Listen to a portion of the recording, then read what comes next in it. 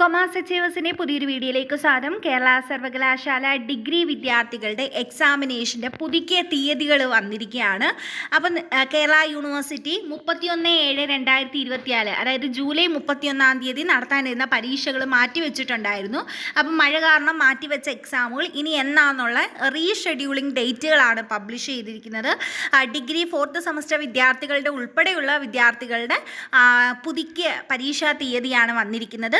Second semester BEd special education വിദ്യാർത്ഥികളുടെ August 9 reschedule ചെയ്തിരിക്കുന്നത്.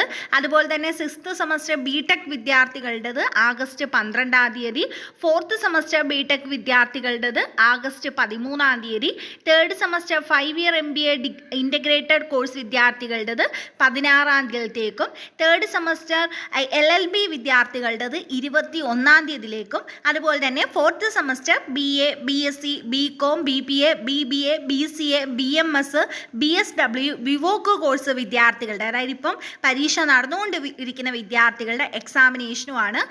Examination 21 മാറ്റിയിരിക്കുന്നത്.